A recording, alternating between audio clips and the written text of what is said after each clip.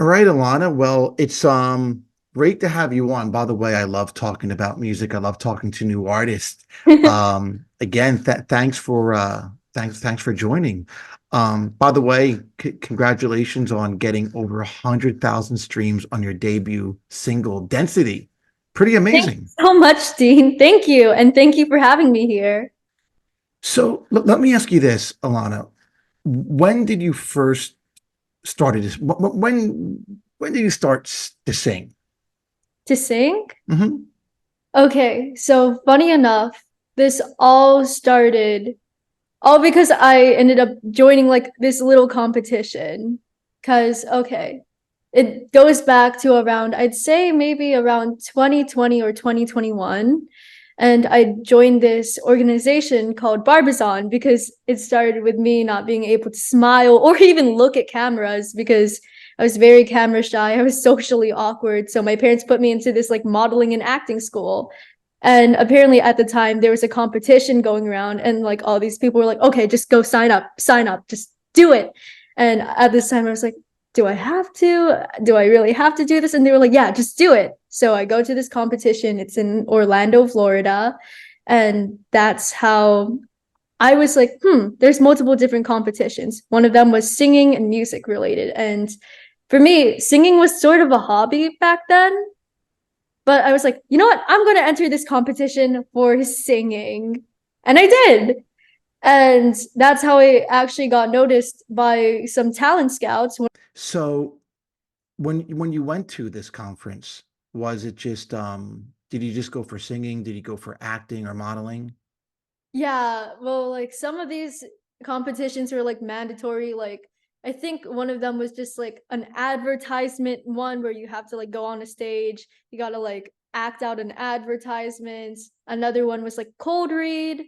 Another one was just walking up on stage, walking up there, which was I guess for modeling. But I know another competition I did join in two was actually improv acting, and I ended up winning first place in my in my division. And for that, I was just like, "Wow, that was a really fun experience." And how old were you at the time? This happened in 2022 of August, so I'm pretty sure I was 15. I was 15 when that competition happened. Okay. So at a really, really good age to start really kind of breaking into something. Now, I remember, I mean, it's been a while since, we met. It's been, I think at least maybe it was 2 years ago. I think it was a year ago now because yeah, it was 1 year ago because it was 2023 October. Okay, it was okay. Wow, you have a better memory than I do. All right, so it was Yeah. it's been over a year, and I remember you singing. I mean, listen, every time I meet an artist, I kind of do two things. I like them to sing because not that it's an audition, but it's a chance for me just to hear what they sound like.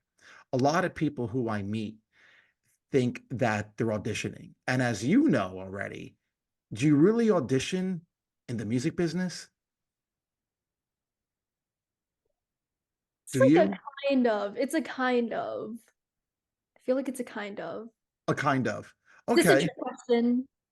No, it's not a trick I'm question. kidding. I'm But kidding. what I mean is, for instance, you're talking about cold reading, you're talking about acting. I mean, you did have to audition to land parts, right? Yes. But did you have to audition to land any kind of music part yet? Not really, no. It's more of a showcase than anything and just showing what people I have and then seeing if they were like, wow, we want to take you, or no, we don't want to take you. At least that's my experience. But even on Spotify, how you're really working your song, obviously incredible. You already have over 100,000 streams. You just kind of, as an artist, you're figuring it out along the way.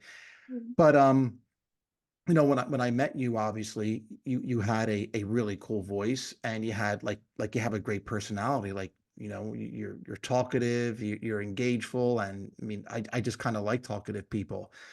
So I mean I obviously when I work with an artist, I mean, the first thing that I like to do is one is, have them learn everything about their vocal. And by the way, I've seen you improve immensely in your vocals. What was it like working with Stan? Oh, he was amazing, Dean. He taught me a lot of things, and I want to say he helped me a lot, even with songwriting to a degree, because he taught me a lot of different techniques. He said, these are all for yourself. You don't have to use them. This is just extra tools for you to be able to use. He helped me realize and like identify myself as an artist. And I guess that's really what artist development really is about, huh? It is. Yeah. Yeah, there's difference between a singer and an artist. Yeah. So what are some of the things he showed you? And what are some of the things So, you, yeah. okay. For like singing and such, he helped me realize that sometimes I wasn't even getting to my max capacity when it came to like my breathing and stuff. And it was like, wait, so there's like multiple ways I could be breathing. There's times where I should be breathing, and there's like different ways I should time it and whatnot. And he also taught me a lot about how there's different ways to project your style, because a lot of people they always focus on going higher and higher with their notes or like louder and louder, but who knows? There's always more unique things someone can do, like how quiet or how softly someone can sing, how gentle one's voice can get. And I feel like a lot of gentle voices tend to get overlooked a lot, but I feel like they could be very good tools and a lot of different things you can use for it. I mean, the more the merrier. You can either sing very loud or you can sing very soft. I have both options now. Now, when you were working with Stan, did you find that really helped when you started writing songs with Tom? Yes, actually, because he actually taught me a good amount of like how to write as well. Because I feel like one thing I struggled with, and I feel like many other artists or even writers in general struggle with, is like, I guess, writing block, right? Where a lot of people are like, wow, I got this great idea, but I don't know how to get it on paper, or I don't know how to complete it. Well, that's the thing. You got to put it on paper first. And he taught me that with like this thing he called a crime scene investigation, where you would just identify everything. You would take every little detail and just write it down. You put all the words you're thinking about in your head, you write it down on a paper. That's how you draft it. And when you finally can see all those words on your paper, then you can begin writing.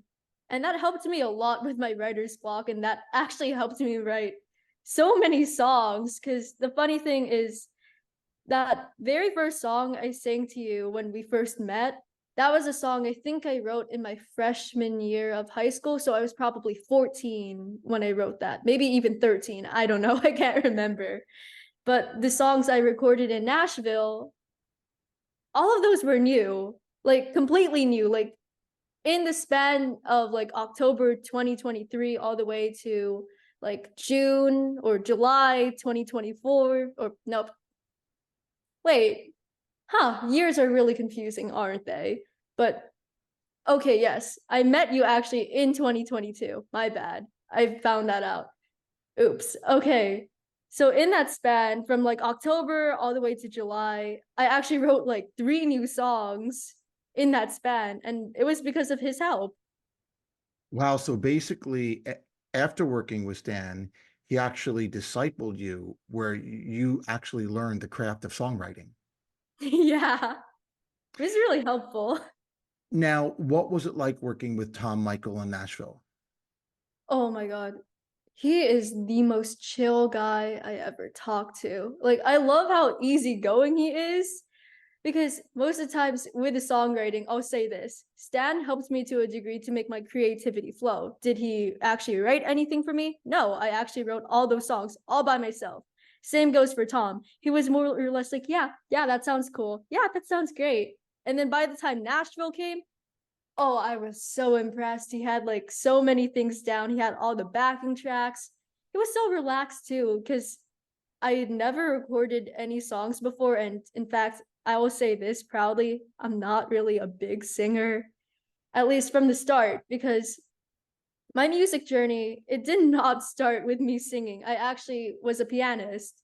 I started playing the piano around the age of 7, and that's how I like developed a love for music. I started learning other instruments like the guitar, both acoustic and electric.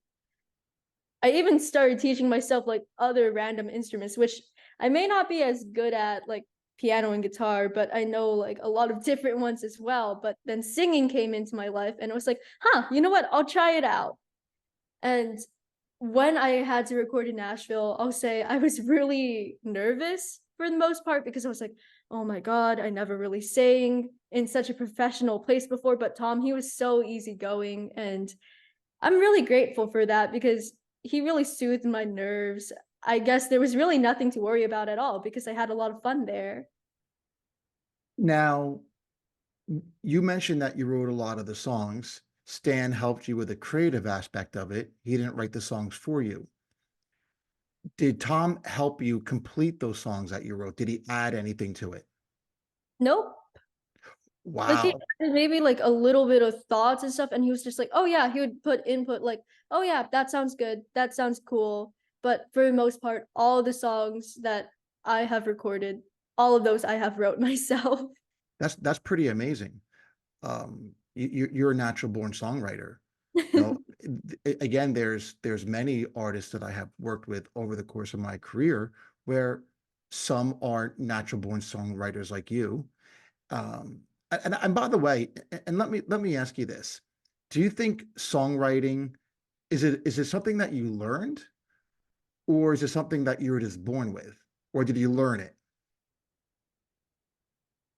This really reminds me of a common psychological like debate, which is like nature versus nurture and stuff. But my take on this was that, hmm, I feel like I was somewhat born with it to a degree where it almost comes a little bit natural to me.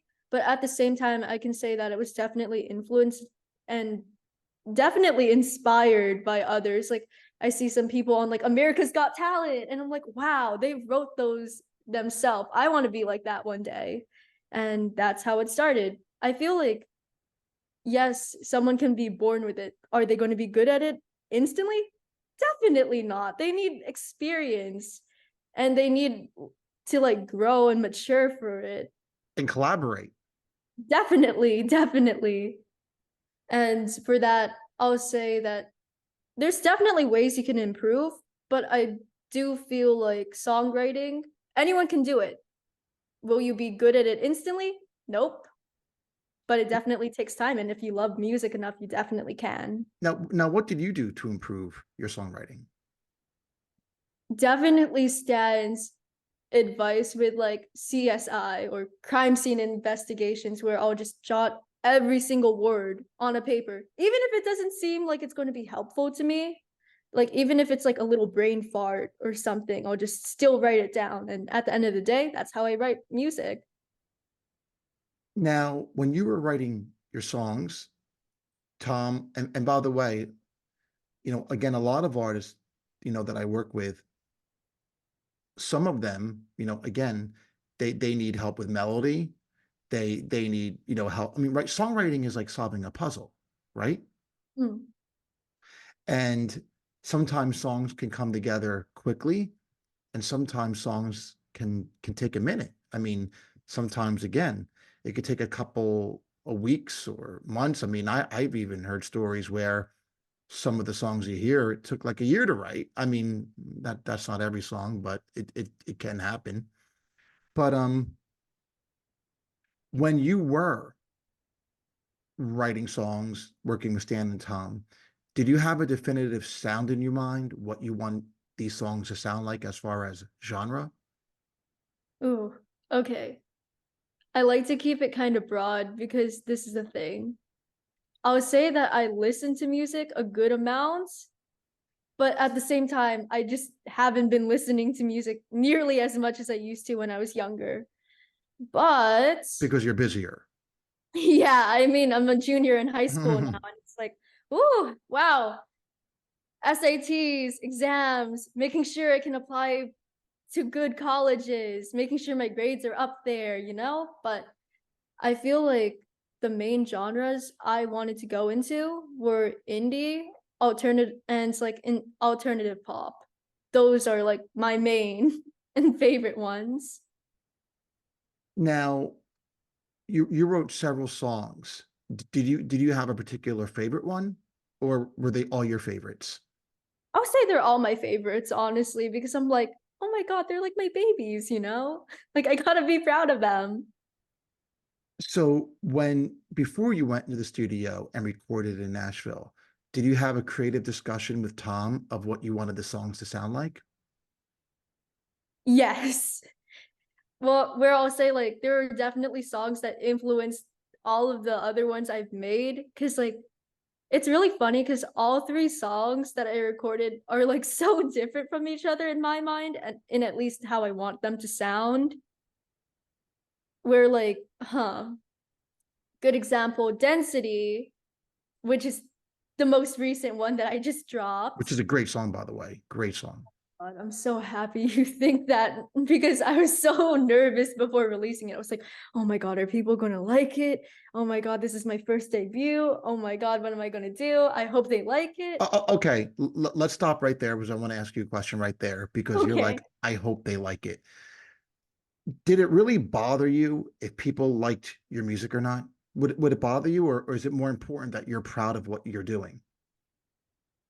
That's a very deep question, which I feel like, By the way, uh, Alanna, I always ask deep, challenging questions, as you know. yeah, I'm just saying that, okay, it definitely did mean a lot to me on like how people would perceive my music at first because Okay, I want to stop right there. So, when you're saying how people would perceive your music, what people are you referring to your immediate family or just random commenters on like social media, whether it's TikTok or wherever you put your music?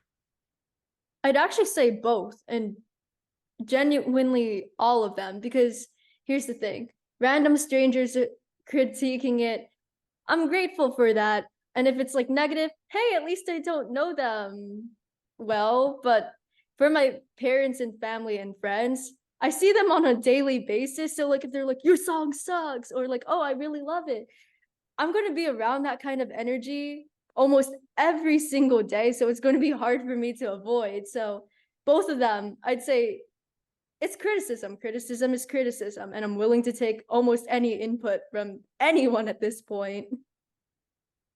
So what were some of the comments about your song?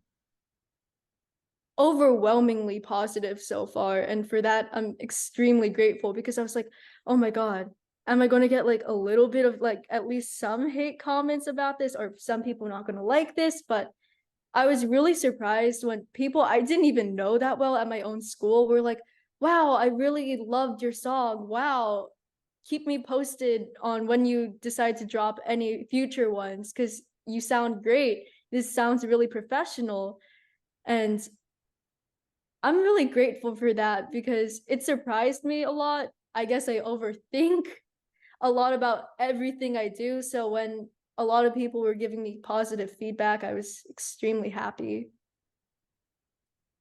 So, do you get any negative comments? One, two, three. So far, no. And Well, hopefully it stays this way for a little bit longer. well, again, you're completely. I mean, that you're in a rare species for not getting a single negative comment because I mean, typically artists when they do release music, I mean, they will get their fair share of negativity, and the more popular you become, the more you know. Sometimes you'll see negative comments. I mean, look, but not there isn't an artist who isn't immune to that. I mean, the biggest artist, whether you're Adele, whether you're Taylor Swift, whether you're Olivia Rodrigo, whether you're Billie Eilish. Let me ask you this, Alana. When you go on there, whether they're Instagrams or their TikToks, don't you see negative comments about them? Oh, definitely. All the time. All the time. And you know what? one of the first things an artist has to learn is ig ignoring the haters because haters are going to hate, right? Didn't Taylor Swift write a song about that? Yep, she did. So it makes you kind of tough. It makes and you know, being an artist is like, you know, you know, going to a karate school. What's the whole point of karate school? It's to give you confidence. It's how to stare down your competition, stare down your bullies, and artistry can be very similar in that process. So now you were again that song density is doing phenomenal. You know, what did you do to push that song along? Like what are some of the things that you did? I mean, you already have over 100,000 streams. You're seeing money coming to your account already. Like, what did you do specifically? Anything? Okay, so here's the thing. I do my best, or at least I attempt to like do social media, but the thing is, I'm not a big fan of it. I've never been a fan of social media, and the entire reason I even bothered downloading Instagram at first, even before density, was because some of my friends and classmates are like, why don't you have like any socials? I'm like, I don't really want to. But I finally started making an account for all this music stuff because I had a single coming. But the reason why density has exploded, I can credit that mainly to my family and friends. Because I have a lot of family back in the Philippines right now, and they're always listening to it. I feel like they're my number one fans. Maybe my mom and dad, definitely. So they've definitely been spreading it. Like, it's, do you want to know the funny thing? My parents, they actually hated social media too. They finally downloaded Facebook and they've been promoting my song left and right. Like, listen to our daughter's single, listen here, listen to Density now, even boosting their own posts and stuff. And I'm really grateful for that. They've been super supportive of me. So isn't it amazing? And you know it firsthand how, again, you got over 100,000 streams on Spotify off of your first single you ever released. You didn't do much. You weren't on social media 24/7. You literally, you, along with your parents, downloaded social media accounts, got a user profile, started sharing it, and boosting a post here and there. And and you're not even like, again, wouldn't you agree you're not even doing this 24 hours a day and you got over 100,000 streams? Hmm. For me, I'd say like I want to credit all of those streams to my family and friends because they've been spreading the song themselves. They're like, "Oh my God, this is so good." Like even my friends who don't really use social media to a high extent, they've been using things like Discord or even like going around school and saying, "Oh my God, you're so good." And even some of my teachers at my school, they're like, "Oh my God." So you know what? That's actually called word of mouth. So your song is spreading through word of mouth, people telling other people, which by the way, that's priceless. You know, word of mouth is worth more than a billboard on Times Square because word of mouth is people trusting other people. If I tell like my friends, hey, check this out, they're going to trust me because I know them, they know what I like, and they're going to check it out. That's more meaningful of you being a bill on a billboard on Times Square because no one knows who that person is on the billboard, and it's not personal. It's not personable. So that's absolutely fantastic. Now, have you grown to like social media a bit, or you still kind of like have a kind of love-hate relationship with it? Definitely love hate. I don't really like social media to a degree because I don't know.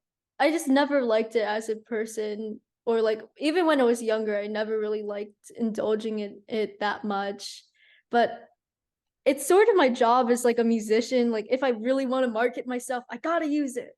And that's why it's more of a love-hate relationship. Like, thank you for like promoting myself, for free by myself on like social media. I can do it for free. But at the same time, it's a love-hate relationship. So what did you do before the release of the song? So basically, you went to Nashville, you recorded the song.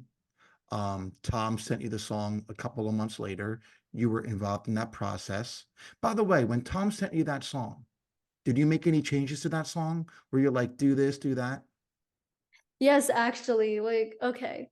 I'm trying to think exactly what I've said. This was in December, so okay. Okay, so I remember for some of the ad libs, I thought they were a little bit like too loud. So I asked him to like turn it down a little bit. Around the first verse, I did say that I thought my voice came off a little bit too strong. So I requested for him to lower down the volume just a little bit, just a smidge. And for the most part, everything else about the song was like perfect. It was really just the ad libs and like the opening line for me. Okay. And now so you made some changes. So what did you do before you released the song on DistroKid? So you put the song on DistroKid. You set a release date. What did you do? Did you do anything beforehand to promote it? Let people know. What did you do? Okay, so this is sort of like an after I did put it on DistroKid because the pre-save link is up, right?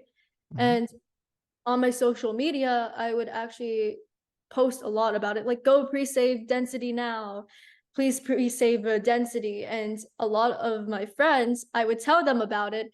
And for the most part, most of them do know that I'm a musician, but this is my very first song that I'm releasing. They all know me for like playing the piano, playing the guitar, singing a bit, but they were all really anticipating my first song because they're like, wow, this is going to be your very first one. Can't wait to hear it. We can't wait to support you. And yeah, I can definitely say a lot of my friends and a lot of my family were already talking about the song well before I it was even like up there. This was like in its pre-saving days too. Now, now that your song's been out for what, maybe 3 or 4 months now? Okay, it came out around December. So this is I think second-ish month, third-ish Okay, month. well, okay. All right, secondish month, 100,000 streams, great. So do people in your school, I mean, do they, again, kids talk. Did they think you're like, did they treat you differently that you have a song that you're on Spotify, or you treated differently by people? Hmm. It depends on who you're talking to because not everyone knows. And some of the people who knows, they might probably treat me like a SoundCloud rapper, if you know what I'm saying, where they're just like, oh, okay. But then there's some of the people that actually treat me a lot differently because they make jokes like, wow, we have a rising pop star at our own school. We have a resident pop star here. Even my teachers, like, it's really funny when I walk into my first class of the day, I'm like half awake, like one eye blinking a little bit faster than the other, because I just woke up. And my teacher is like, oh wow, we have a little rock star here in our class. So basically you're saying that they treat you with respect. They treat you like almost like a little celebrity. It's kind of, especially after this one school talent show where I actually did perform it and I did make it to the finals for it. So yeah, a good amount of people do know about my song now, and I'm very grateful that they treat me with such respect. Wow, that's incredible. Now, are there any other artists in your school that are doing what you're doing? Like, they're writing and they're recorded music and they have it out there. Oh, oh, that's hard. There's like 2,000 plus kids at my public high school, so I don't really know if anyone else has recorded professionally in the studio. I feel But like but there's definitely plenty who wrote at least a song or two at my school, though. There's theater kids and chorus. so what you're saying is that you don't know who they are, but they know who you are. It depends. I think some know me. I don't really know like if all 2000 kids know my name.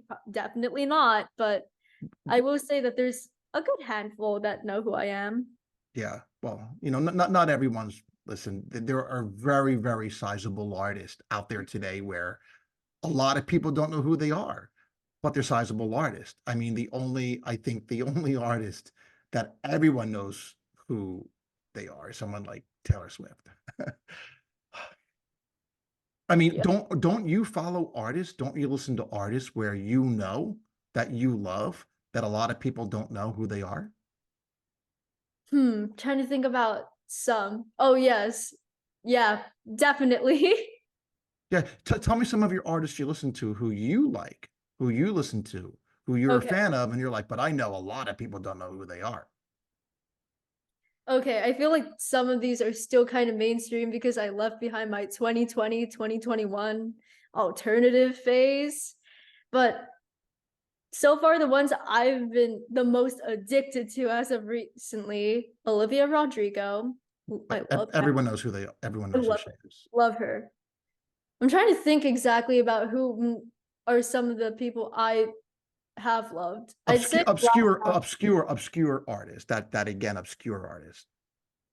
hold on, I might even need to go through my Spotify list for this one. Sure. I want to hear some.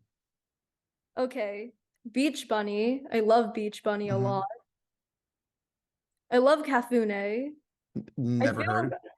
I feel like a good amount of people will know the neighborhood. I know the neighborhood sweater weather. That's yeah, that's still pretty mainstream I and want to. I will go through your list. I want to know how many I know and who I don't know. hold on, I'm finding it right now. Do, do, do, do, do.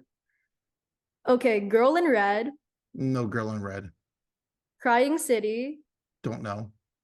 Leve, or for some people who pronounce her name as Laffy. Yeah, she actually was obscure and now is getting more. So another actually artist introduced me to her prior to a couple of months ago. I never heard of her, but now that she's Love again a her. big yeah. Okay, go on. Okay, where was I? Cave Town? No, Hmm. The Living Tombstone? never heard. Are they Hmm. good? Oh, I love them so much. Like they were my childhood growing up. Okay. I remember listening a lot to their songs because they would make songs about like different fandoms and video games, like Five Nights at Freddy's. Oh my Wow. God. Who else? Let's keep on going down your list. This is a fun Okay. game. This is a fun game. Okay. No, Bia Badoobie is too mainstream. Hmm. Sabrina Carpenter, I feel like you would Yeah, definitely I know. know. Yeah, she's pretty out there. Sonder, Know the name. David, Just David? or his name is just spelled D4VD. Don't He's know. he's the guy who created Romantic Homicide. Don't know. Okay. Cigarettes After Sex, Don't know. The Haunt, Don't know. Zolita, Don't know. Mitski. Well, she's becoming more Yeah, mainstream. she's the Asian artist, right? Yeah, she's Asian. Yeah, I know who she is. Hmm.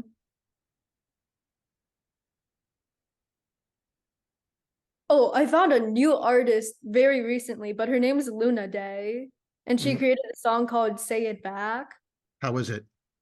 I love it so much. I love the key change she done. It's so good. I love her music. So okay, so you released the first song. When are you planning to release? What's the title of your second song?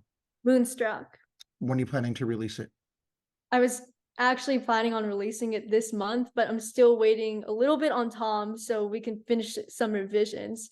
I'm not really sure when we're going to have it by, but I was really hoping to have it done by this month so I could release my third and final Oh, one in April before I turn 17. are you But excited about the song? March. Are you What? excited? Are you excited about the song? Oh, definitely.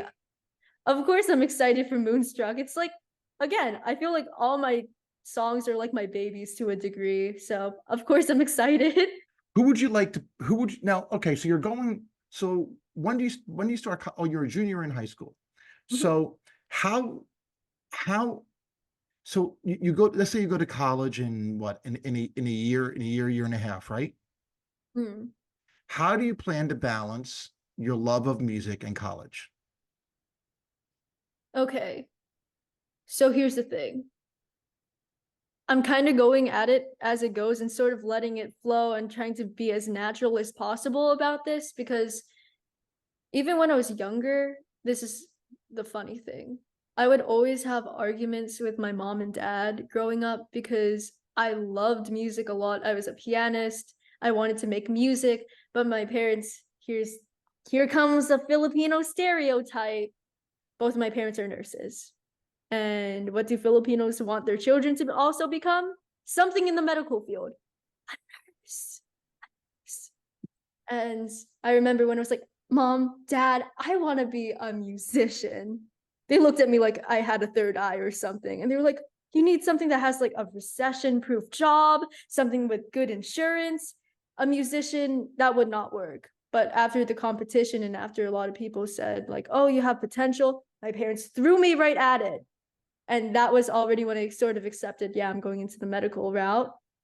So I was like, wow, now I'm stuck at this crossroad. I either focus a lot on my academics and school, or I focus on music.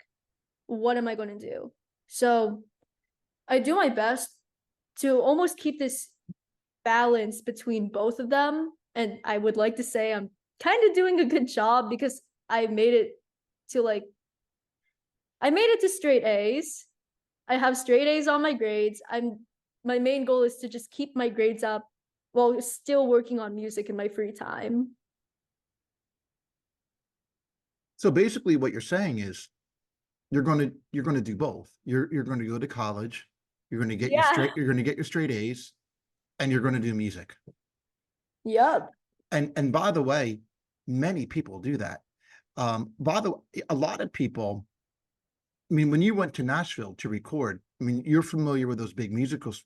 You're familiar with those big music schools in Nashville. Actually, Tom is an adjunct professor at a, you know, in a music school. He teaches audio and production. So a lot of these, a lot of students go to actually music schools. Now, what are you going to school for? Is it going to be in the medical arena? I'm planning on it for the most part because I want to have like a backup for things because here's the thing. I like being secure and I always like having a backup plan for Sure, like that's smart. regular job. Because here's the thing. Music, as much as I love it, I'm not sure if I'll make it in the industry. I like to keep my hopes up and I like to like have hope and faith that I'm going to make it in the industry one day. But at the same time, I don't want to chase a goal that's impossible to chase where I'll end up without money, without insurance, or without in my own Mhm. imagination a future. So I like to not keep my eggs all in one basket. I like That's to keep smart. my eggs in different ones, you know? So So let me ask you this. Do you think working in music, like working with these creative professionals, do you think that made you a smarter person? hmm, Like, do you think it opened up your mind and made you, again, a better human, a smarter person working on your music with professionals? definitely working with a professional, I feel like when you work with someone who is of higher status to you, you sort of take a little bit of them with you. Mhm. Take some of the pieces that you see in them and you sort of infuse it with yourself to a degree. So I feel like I definitely got a lot wiser. I definitely got smarter. I gained some insight from their own experiences as artists. So you mentioned, by the way, something every artist, no matter what career you're embarking on, everyone asks themselves, am I going to be successful at this? Is this something I can turn into a living? And that, by the way, that's any profession.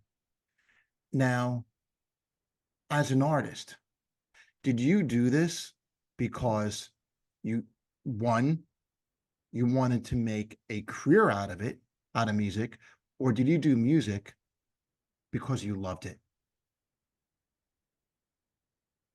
Hmm. As a child, when I had this passion for music that was at its absolute peak, I'd say that I entered music because I loved it. But for me now, and maybe it's because I've matured a lot, and maybe it's because I just grew older and I can sort of see like how life really is to a degree. I know I'm 16. I know I'm not really an adult yet, but I can still see the world as it is and how like you gotta put work into things, you gotta get a job, you gotta have money, you gotta pay your bills and your taxes. I started seeing music as a way to turn it into a career that I can still somewhat enjoy, but I And still want. and by the way, what you said, every creative, whether you're an actor, whether you're a model, whether you're a musician, even back since the foundation of music, all the artists worked, whether they waited tables, they had professional jobs. Every every single huge artist was working, and they turned their passion into a career while working. There's a great story. I grew up on rock. I grew up on Michael Jackson. I grew up on pop. I like all genres of music, but here is a great story. There is an artist, a rock artist, and they were called Three Doors Down, and they just like you, all all of them were working people. They love music, played music as a band.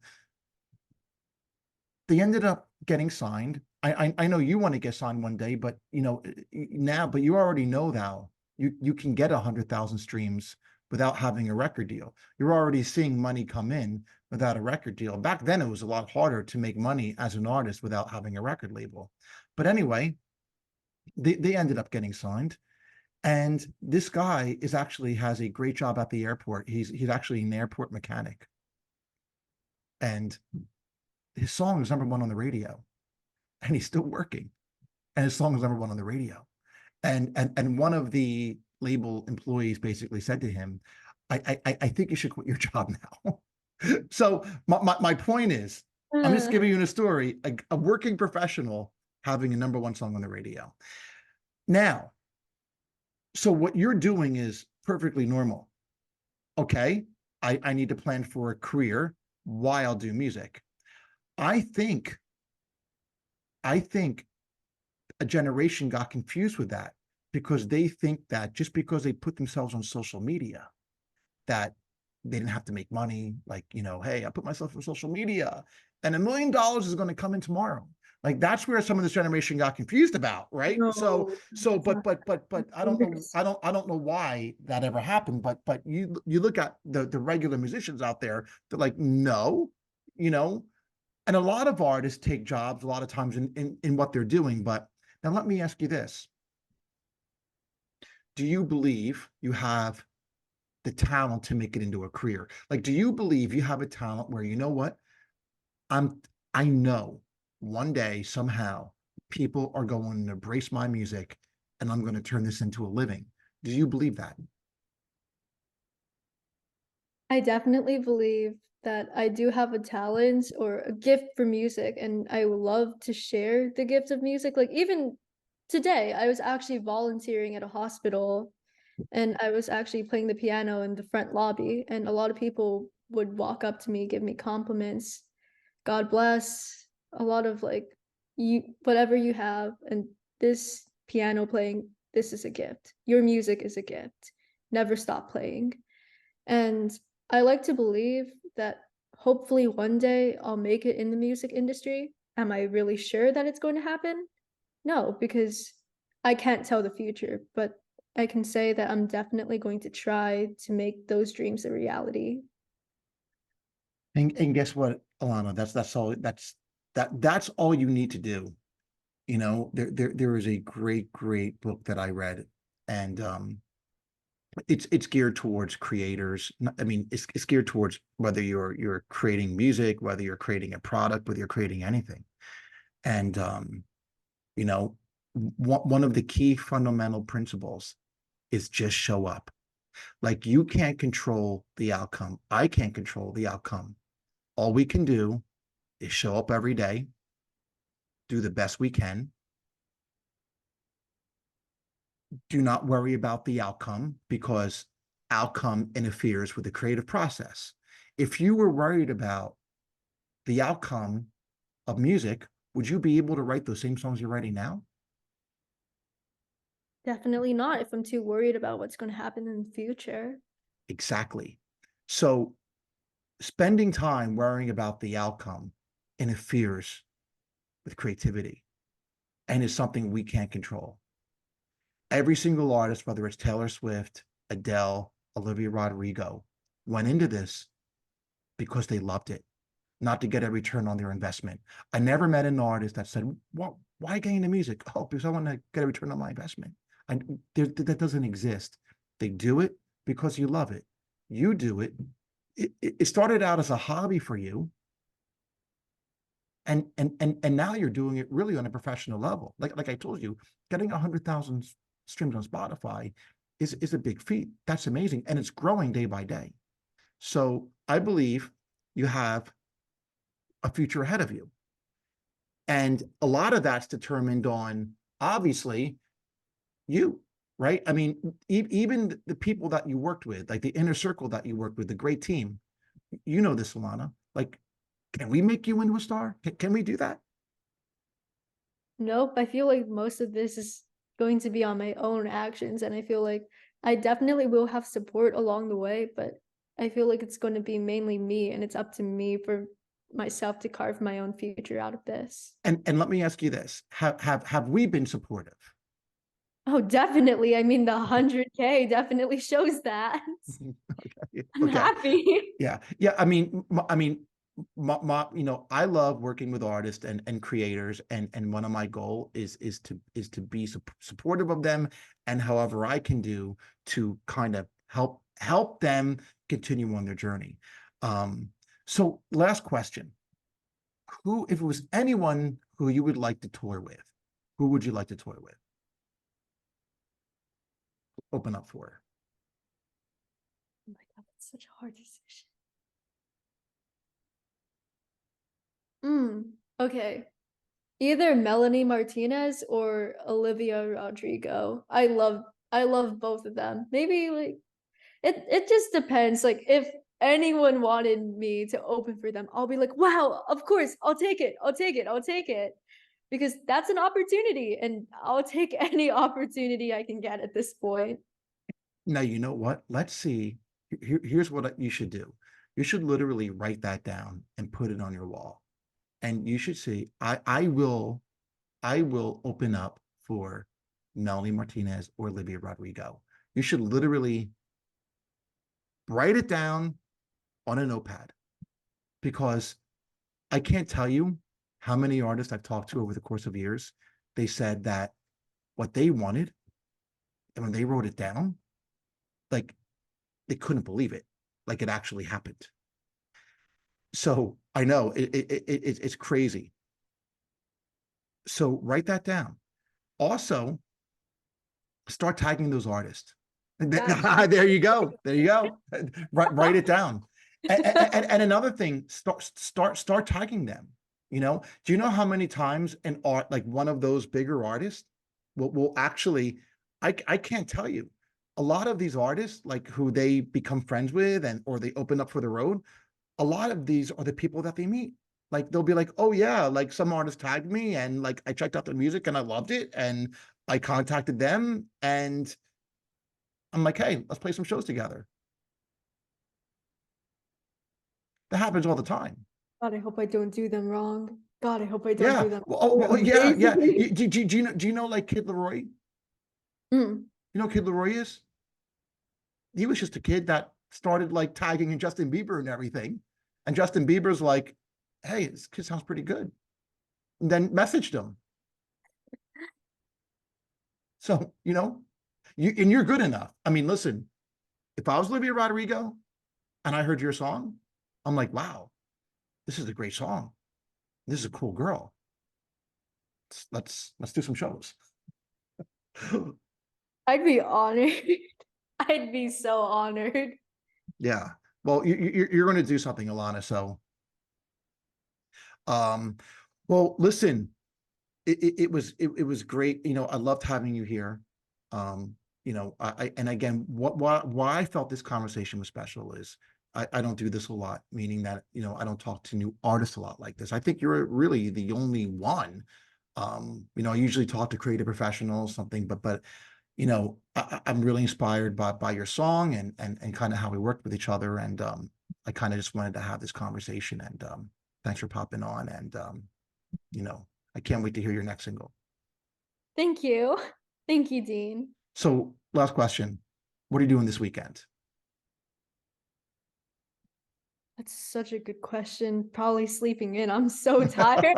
Okay. All right. Hey, sleep is good. Sleep is I good. gotta be honest. I can hear my mom giggling in the corner. So, I'd love for your mom to pop on. If your mom can pop on, she can. No, I think she's good. I think Okay. she's good. All right. Okay. Had to look over there real fast. All right, that's okay. So awesome, Alanna. So we'll be in touch and we'll talk soon. Enjoy your sleep. I'd say you too, but I don't really know if you're going to be sleeping. I know you're a Uh, very busy guy, but I can catch up on some sleep, so I'm going to do a lot of relaxing this weekend. hope you have a great weekend, You too, Dean. Alanna. Talk soon. Talk soon.